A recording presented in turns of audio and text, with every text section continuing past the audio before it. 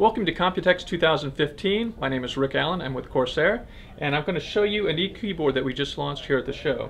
This is the Corsair Gaming Strafe keyboard, and what it brings is a completely new look, a new industrial design, and it brings all the advanced programming and lighting features of our Corsair RGB keyboards to a red backlit keyboard.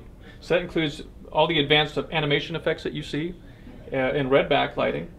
It uses genuine Cherry MX mechanical key switches, like all of our mechanical keyboards, and it also has a USB pass-through, and it uses the advanced power of our Q software to allow you to program very advanced effects. As a matter of fact, I'll show you some of those right now.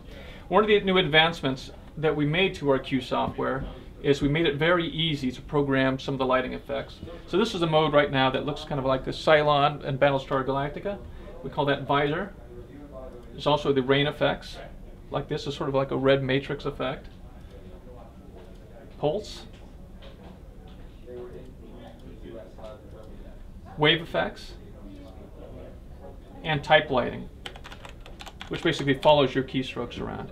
Those are some of the simple effects you can do with the software. There's actually more advanced programming available, just like on our Corsair RGB keyboards. You can go in and you can select any of the keys you want, program them, or to turn on, to turn off. Whoops, hold on, let's do it that way. As you can see, those changes occur in real time, just like on the RGB keyboards. So the Corsair Gaming Strafe keyboard will sell for a price of 119 euros and be available late August, early September.